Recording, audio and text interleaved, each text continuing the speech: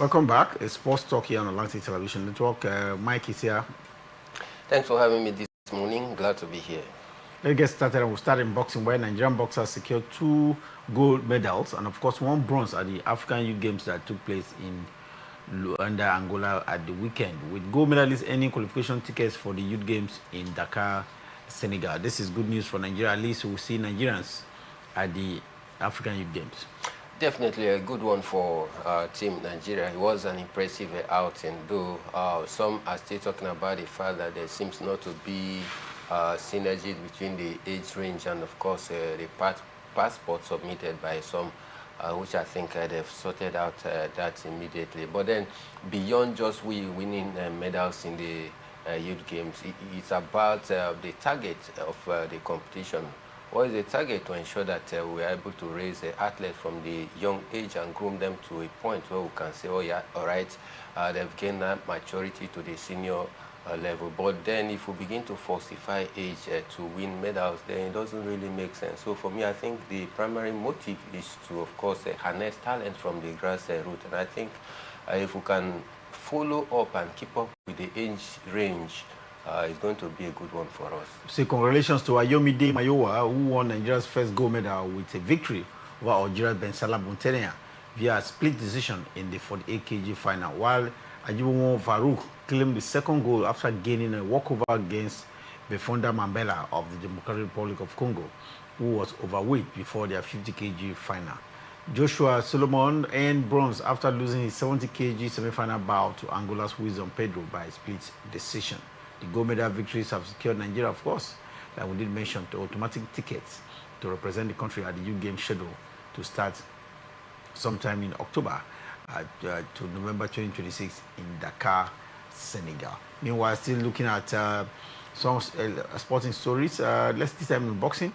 Nigerian fighter Wasiu Adesina became the pioneer Professional Fighters League African Welterweight champion after defeating Cameroonian Aaron Morik by technical knockout in Cotonou, that's in Benin Republic, at the weekend. Additional claimed the prestigious title, and of course, a whooping $100,000 US. What an amount of money to smile home with at this Yuletide.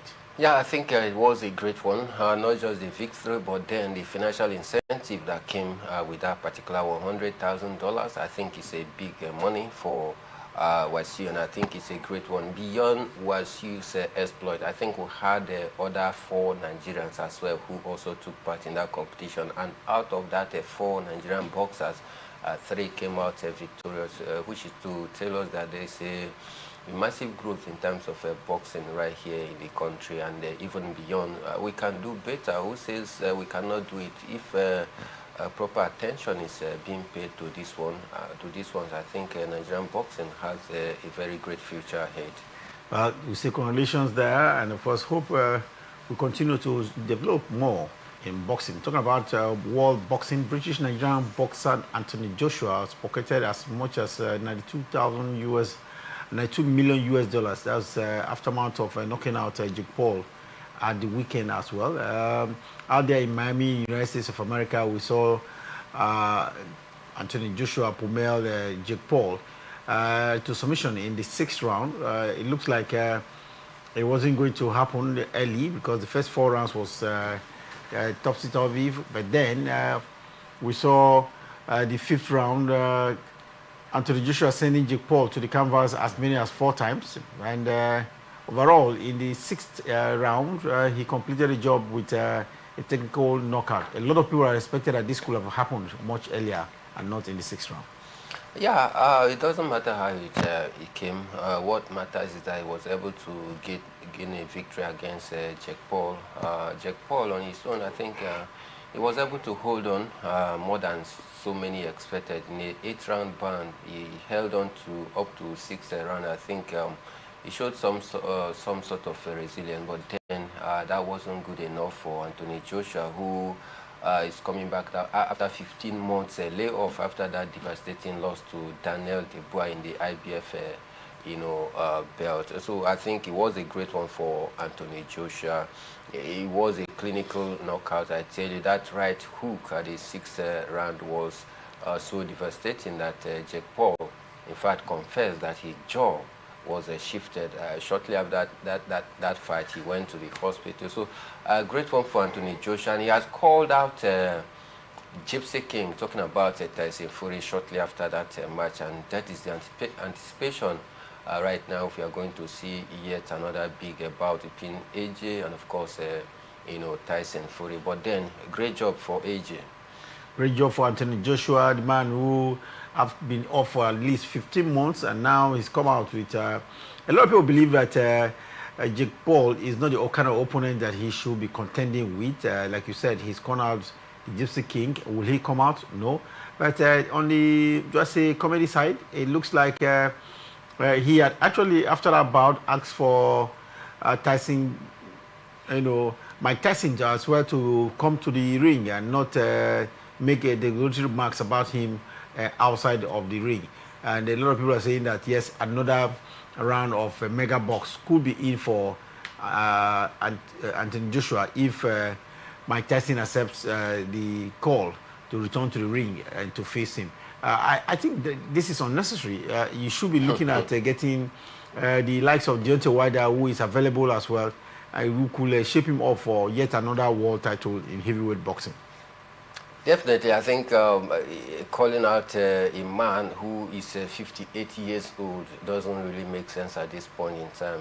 With the respect that Tyson has gained during his reigning days in the world of boxing. In fact, the history of boxing wouldn't be complete without that name, Iron Mike Tyson. For Anthony Joshua to call out a man who is at his late 50, I think for me it doesn't really show maturity at all. If we are talking about the likes of Gypsy King, because of how loquacious he is, and considering the fact that he was not one of those who even endorsed this fight between him and Jake Paul. In fact, he had some loud mouthed say against Anthony Joshua building up to that fight. So I think that is the perfect man he should call out for, in next bout, and not Tyson, who is about 58 years old. You should talk about a boxer that are still very much relevant in the system. Maybe like you said, the Bruce Bumper, Deontay Wilder. You can talk about Manuel Pacquiao, Zhang. These are boxers that I expect Anthony Joshua to be aiming for if he truly wants to build back his career, not an old man who is above 50-something. So for me, I think it doesn't really show maturity from the side of Anthony Joshua. Well, in the days ahead, we'll see where Anthony Joshua gets to from this victory over a YouTuber.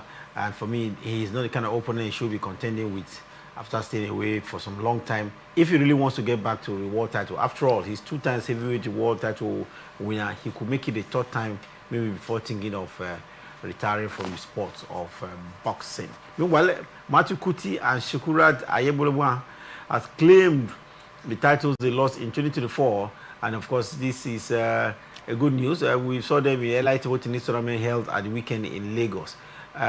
Mike, table tennis in Nigeria getting better or deteriorating?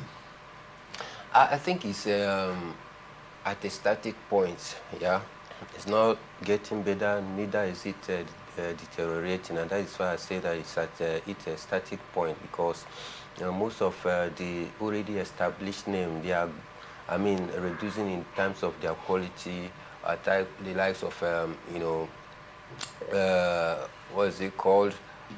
The world #1 right here in Nigeria, talking about Haruna Quadri, Fatima Bello, Funko, Shonake. These are names that have always consistently been there, but age is gradually catching up on them, and that is why Haruna Quadri struggle these days to even get to round of 16 in any, international table tennis competition. And I think for me, time for we to build the younger ones. And from what we are doing right here in the country, it looks as though we are doing more like tennis promotion and not really about development. And if we are looking at a tennis promotion, it won't really take us far. We are talking about genuine development, where we can be able to hone the younger ones, who are still coming up that can be able to take up the baton of leadership from the likes of Haruna Quadri and the rest of them. But then, if we can properly nurture this very one, I see them as the future of Nigerian table tennis. Young stars are being put together for tennis championship. Of course, this is a private initiative, but we just hope that the Tennis Federation of Nigeria will be serious and get to organize more tournaments that will ensure that we have the talents properly honed in tennis. Like you mentioned there, Haruna Quadri, his days in tennis are completely numbered, and we hope that before the days of when he wants to call the curtain on his game, and he should have had 2, 3, 4, 5 names, jostling to take over from him. But for now, we struggle sometimes to remember who could be next after Haruna Quadri, and that, of course, that's the task of the Tennis Federation of Nigeria. But seeing off only private efforts do not speak well of the activities of the federation. Now, talking about tennis at the global level, Nick Kyrgios, remember him, Australian tennis star, is in line to play his very first ATP Tour match in 10 months after being given a wildcard entry for next month's international, of course, the Brisbane International. Everybody knows the Grand Slam comes up in Australia in the next few days from now. And the man you see on the screen, they are very erratic. Kyrgios, can he do anything better? We saw him crash out as early as this second round out there in Miami, where we saw some top tennis players in action. I think for Nick Kyrgios, it's been a while.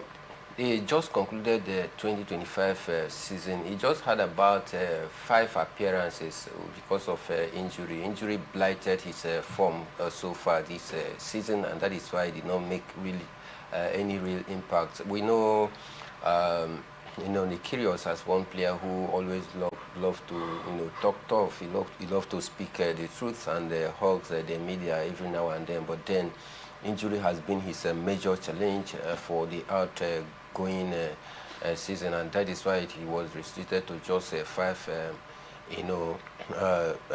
games in the 2025 edition. And I just hope that he's going to be 100% fit in the coming year, so that we'll see what he brings to the table, because many had expected Nick Kyrgios to, of course, be one of a big name player in the world of tennis, but he seems not to ever get close to coming, as one of the top tennis players. But then it talks more that, he plays on the court out there. So I just wish him well, that he gain 100% fitness and see how to, of course, revive back his career.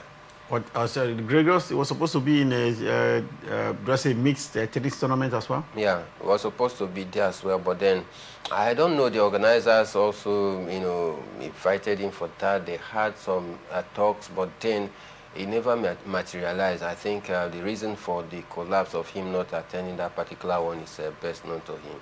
Yeah, I think the mixed Texas tournament is coming up in the next few days from now. Yeah. And Arena Sabalenka is waiting to see how he could maybe take out Nick Kyrgios. We'll keep our fingers crossed and see whether that will be happening any moment soon. I can't remember a long time we had a female defeat a male in a mixed tennis tournament.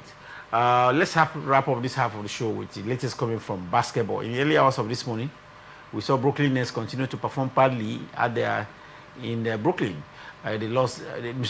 They managed to beat Toronto Raptors by 96 to 81 points. It was a great one for them, because not too many expected them to win that particular one. Consider the fact that Toronto Raptors as well, they've been not 100% good as well. They've been struggling as well. But the advantage was that they were playing at home, so they were supposed to get a seamless victory against the Raptors, which they actually did. Not an easy game it was for them as well, because the third quarter of that game even proved more, fierce, but then they held on to win that particular one. Meanwhile, still in basketball, New York Knicks were better at home. 132 points to 125 scored by Miami Heat. Minnesota Timberwolves managed to edge out Milwaukee Bucks 103 to 100 points out there. And Milwaukee Bucks, Jenny Adetokounmpo back to action? Yeah, back, but he's not at his best. I expect him to gain that full, momentum. Maybe in next 3 games right now. I expect him to bounce back in a very great fashion. Of course, a team is buzzing and excited that he's back. Because he's one man who truly brings a whole lot of lifting up. In the camp. In their team out there. One of the key figure who, of course, whenever he's 100% fit, expect him to do some magic. So I just hope that in the next 2-3 games he's going to gain 100% fitness because he's going to help his team. Talking about the Milwaukee Bucks. Milwaukee Bucks, hoping that they can bounce back, but with the full form expected of their star Gianni, I'm sure the days are better days ahead for them. Meanwhile, Washington Wizards lost at home. San Antonio Spurs beat them by 124 to 113 points. Spurs getting a away victory there. Yeah, not surprising for me because they've been not doing quite bad at all throughout the course of this season. So I expected them to get all needed victory, which they did.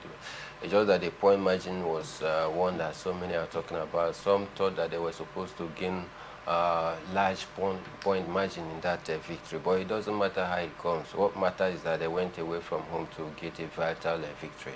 That will be it for this half of the show. We'll be back in a jiffy. When we return for the break, we'll take a look at football. Yeah, in the Nigerian Premier League, actions getting better. Teams are changing positions on the log.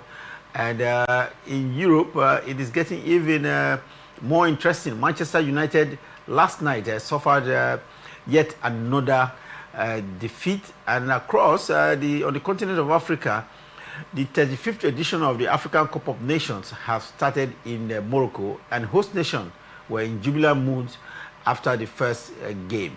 Details of these and many more will be yours when we return from a break. Stay with us.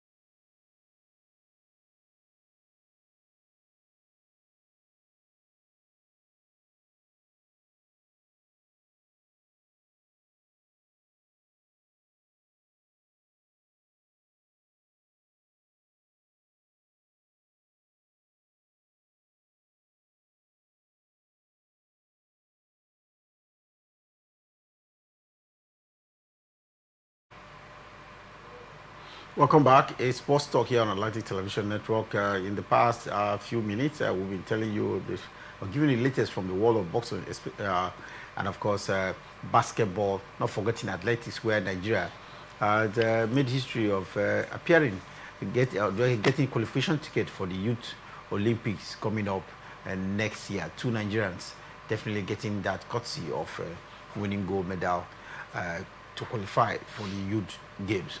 But now let's keep you up to speed with the latest from the world of football. We start from the local scene. Mike, at the weekend, we saw matches into week 17 of the Premier League here in Nigeria, and Abia Warriors had to keep it too late against Warri Wolves. That was a 90 minutes plus penalty awarded to the home side, and it helped them to take out Warri Wolves and, of course, end all 3 points on the night. Yeah, great display from them. I think not too many saw that one coming because of how tough and how, tight. Warri Wolves, they seem to find it difficult to win matches, in Umoja here, but they travel away and they've recorded a couple of away wins. One of the teams with a good record on the road.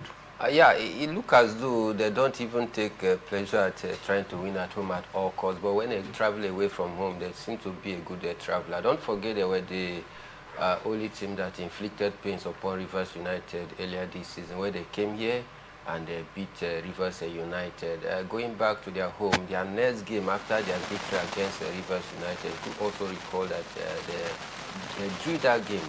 They failed to win at home after that impressive victory against Rivers United. They travel away from home and gain massive. So they seems to know how to play the away games. But then when they play at their home ground, they seem to lose that vibe. I don't know. But then I think if they can combine their away form and that of a home result and make it better, they could be one of team to, of course, really contend for the title this season. Abia Warriors, the team that create chances but can't take them, especially at home.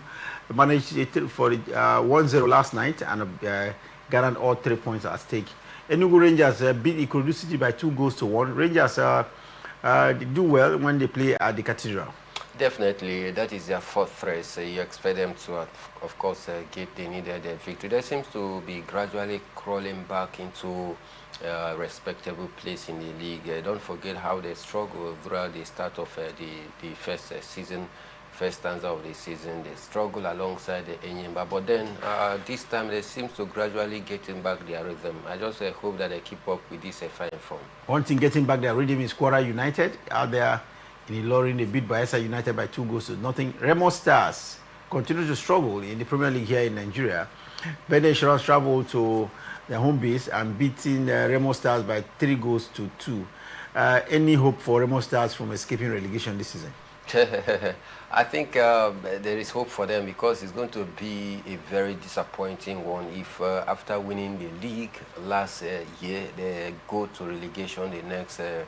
It wouldn't make sense at all. I think their problem is very, very clear, which if they want to make amend, they can in the next transfer window, because you saw them sold most of their key players, which helped them to win the league, but then failure to replace them with a like-to-like replacement seems to be the major key, as they are totally depending on their youth academy to produce players from that angle, which for me I think it falls below the standard of the Nigerian Premier Football League, and that is why one or two of the players in their youth level have failed to shine in the senior team. So I think the problem is very clear, which the coach can be able to, of course, make amend during the transfer window. They truly want to remain relevant. Traditional Sports Club of Ibadan beat Niger Tornadoes by 2-1 in one of the fixtures at the weekend. Wiki Torres and Kur Khalifa played out a goalless draw. This is looking very dicey for the Wiki Torres as well. Definitely, and even for Kun Khalifat as well. I think these two teams must watch it. Wiki Torres, they've struggled so far this season, even against some of the newly promoted teams, which they should get all 3 points. They still struggle, at home to win games. So I think they need to be very, very intentional if they want to remain afloat the Nigerian Premier Football League. 2025-2026 football season here in Nigeria. And in the Premier League, Rivers United is contending for the title, but they have to show it against Katsina United later today. It's an away match. Rivers United don't seem to travel well sometimes, or most times. Can they upset Katsina United, a team that is not, for me, a team that should threaten them? Basically, sometimes you expect Rivers United to capitalize on the advantage of other teams dropping points. They just failed to do so. Their last game against Barao FC, they took an early lead, or was it on Friday? Yeah, on Friday against the newly promoted side Barao FC, they took an early lead. 4 minutes of taking the lead, so I was thinking it was going to be a goal galore for Rivers United, but then surprisingly, Rivers United lost that game on Friday against a newly promoted side, 4-1, even after scoring first in the 4th minute. So you don't really, have that much confidence for me for Rivers United whenever they play away from home. Currently, they are topping the table. Even when they lost their last game on Friday, they still stay top of the league right now. All their standing games have been played. So we expect them to at least do everything possible to extend the lead today. But that, will it be possible? We'll just wait and see what Finidi George is going to do. Talking about Finidi George, in the last game where they lost, Finidi George was not on the bench. He had Larawaju, his assistant, in proceedings. We are told he is bereaved, and that's why he's not on the bench. Will that continue today? The reason why you have an assistant is, for such person to take over your place and do what you will do when you are there on the touchline. Olarewaju has worked with Finidi George. Don't forget, he was the assistant to Finidi George in Enyimba when they won the Abuja League. And of course, this time around, you should have expected him to learn a lot from Finidi George. So whether Finidi George is on the touchline on Olarewaju doesn't really make any difference. So for me, I expect Olarewaju to, of course, fit in and do the job if the way Finidi George would have done it, because he has actually learned a lot during his partnership with Finidi George.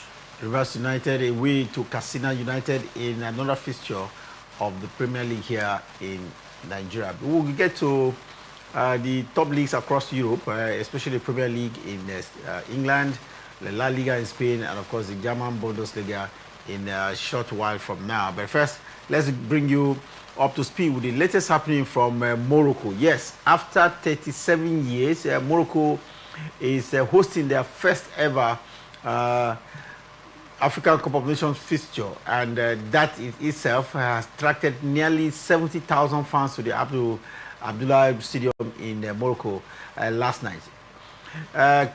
Mike, the 35th edition of the African Cup of Nations got started last night in a very colorful atmosphere. First, we saw Davido, in an opening ceremony performance that depicted African culture and creativity. He did that with French Montana, the home star, and it was a display of African culture and creativity.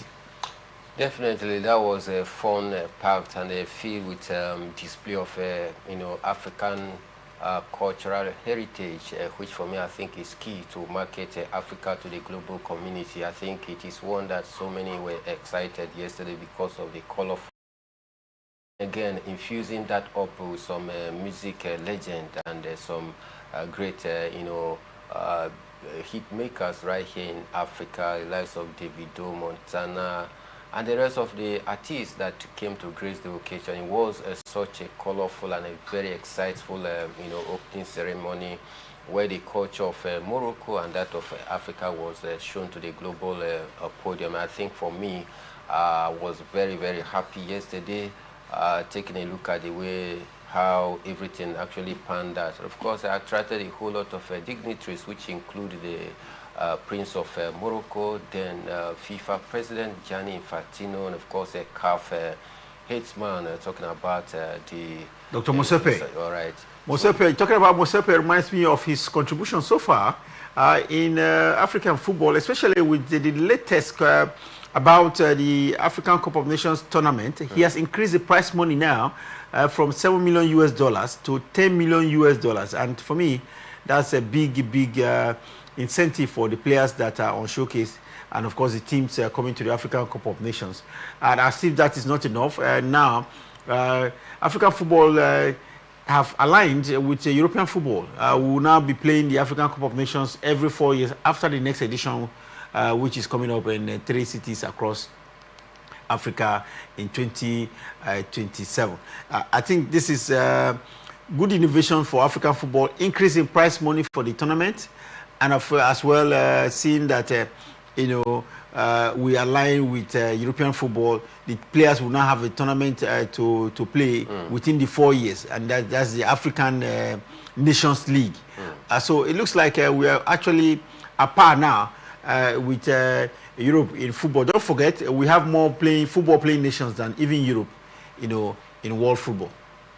I think it's a good innovation, a good innovative ideas from Patrice Motsepe, and that is why it is no surprise that many CAF member nations were like, if it's not continuing a second term, some of them are going to pull out, all right, and that is why he went unopposed. So for me, I think during his reign so far, we've seen some level of great innovation within the football fraternity in Africa right here, aligning our calendar with that of European. I think it's going to help the players themselves and the clubs as well, because the club side in Europe, they pay bulk of the bills for these players as well, and whenever they need them, which is at this Yuletide period, it's a time where league is almost already won and lost, because this is the time you need to gather as many points as possible.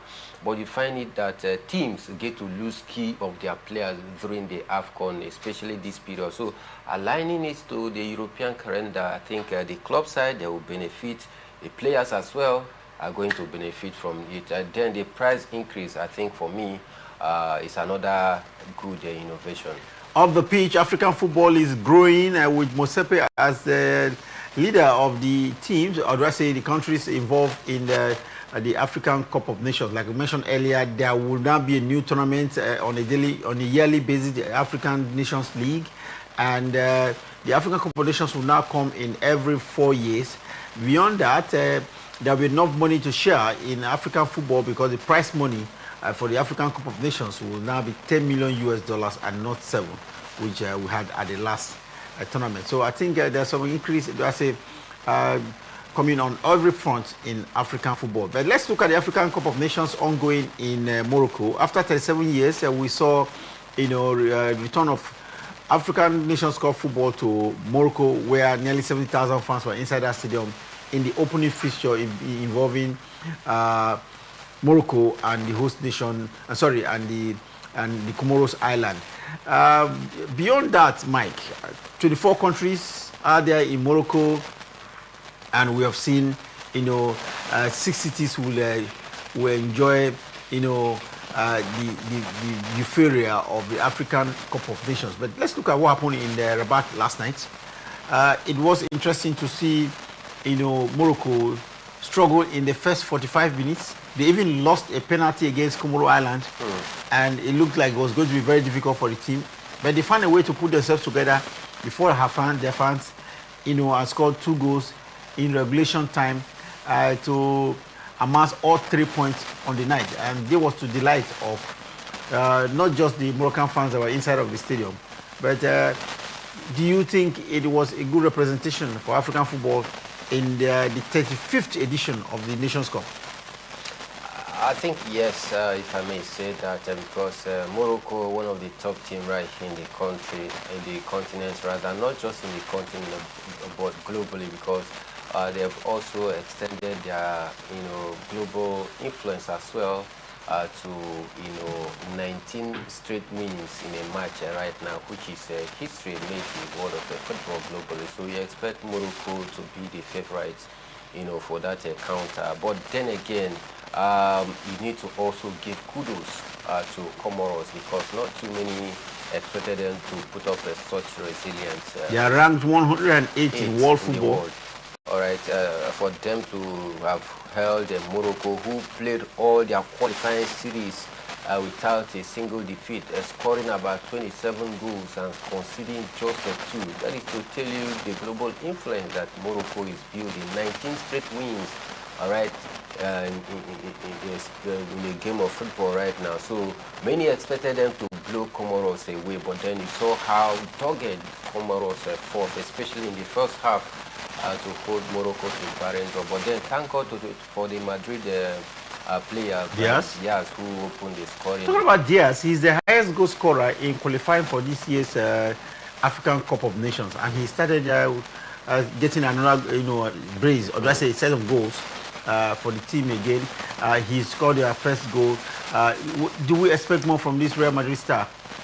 Definitely, I expect more from him because he's enjoying his football out there in Madrid. His chances of starting is very limited. But the national team, they hold him to very high extent, and he make good use of his chances, and that is why I think he's going to score more goals. But above all, I think the Kabi's goal was, one of the goals that we speak right now might just stand as one of the best goals of this tournament. Overhead kick? Overhead kick, that bicycle kick was wonderful. So for me, I think a great result for Morocco, but then kudos to Comoros as well. Well, Comoros Island, they are not new to the Nations Cup. This is not their first time, but they've always represented well. I think it wasn't a bad outing at the first fixture at this year's African Cup of Nations. No, Comoros. Not a bad outing at all, because you literally saw the fans sitting close to the edge of their seat. Especially after Morocco missed the first penalty kick, which was awarded to them. Was it in the 5th or 6th minute? There was more like a palpable tension and fear in the heart of the fans, both the Comoros fans. That was a good stop by the goalkeeper of the Comoros. Yeah, he did his job, diving into the right direction, though the ball would have went in as well, but then a little touch from his laps actually stopped the ball, but then he has saved the penalty. I think generally the game was one that actually meets the expectation. First penalty kick for the 2025-2026 African Cup of Nations stopped there by the Comoros goalkeeper. Meanwhile, there are fixtures coming up later tonight. Like we told you, the 24 countries are involved in matches that spread across 6 cities, and we just hope that these fixtures will get through. 9 stadiums out there in Morocco will be enjoying this fixture. But today, at 3 p.m. Nigerian time, Mali will be up against Zambia. Mike, Mali versus Zambia. Zambia seems to have a better record in the African Cup of Nations than Mali. Yeah, definitely. For the Chipolo Polo, talking about the Zambian national team, I think against Mali, it's going to be a very tight contest, because Mali, they are not newcomers to the African Cup of Nations as well. So I see a 50-50 game. Meanwhile, South Africa will take on Angola at 9 p.m. Nigerian time. What is it? And Egypt will be up against Zimbabwe as well. Egypt, former champions, up against Zimbabwe. A must win for Egypt. Well, in football, you can never tell. Shock are always found, but then on paper, the Egyptians are favored.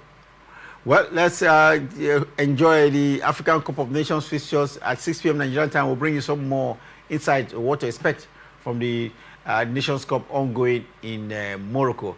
And I'm sure the fans will turn out for this one. We do not want to see a situation where fans do not turn up, but more coming to you at 6 p.m. Nigerian time about the African Cup of Nations. Now, let's quickly go to Europe, because we have to wrap up the show. And the fixtures in Europe at the weekend, Aston Villa beat Manchester United last night by 2-1. Manchester United back to fumbling form. Back to their default setting, and I think for me they need to brace up, because the league is getting. But Aston Villa is no pushover. They're actually doing well so far in the league. So, I'm not too sure it's a bad result for Manchester United. It's about the way they played, because I expected them. In the first half of the game, they almost dictated the pace, control everything, every aspect. But then they failed to take their chances. And this Aston Villa side is always very dangerous. When you don't take your chances against them, they are definitely going to punish you. Chelsea dropped 2 points, or did they say Newcastle dropped 2 points? Because it ended 2-2 between the two. Yeah. And you look at it, coming from a 2-0 deficit.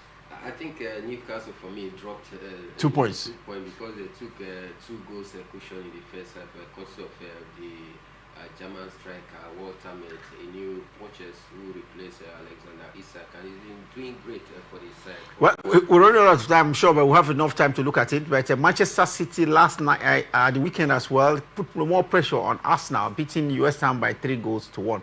And talking about Arsenal, they were 1 goal better than their opponent, Everton. It looks like this match was going to be very cagey, but at the end of the day, Arsenal found a way of taking home all 3 points from Everton. Big congratulations to Arsenal, and I hope that they keep this up. Of course, Leeds United 2 last night, overpowered Crystal Palace by 4-1. Later tonight, we'll see Fulham take Nottingham Forest in yet another fixture.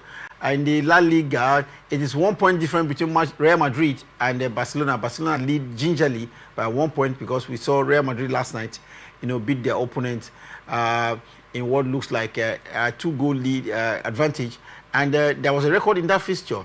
Kylian Mbappe has now met up with the 29 goals scored by Ronaldo in 1 year for Real Madrid.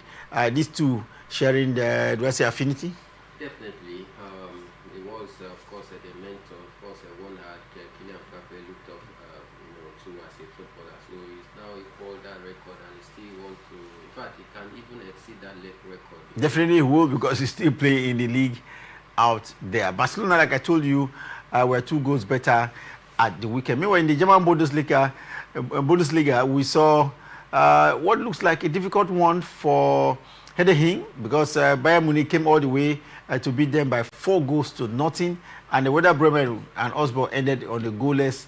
Union Berlin had a 1-1 draw with Hamburger, where Eintracht Frankfurt played a goalless draw as well. A lot of fixtures coming up, took place at the weekend.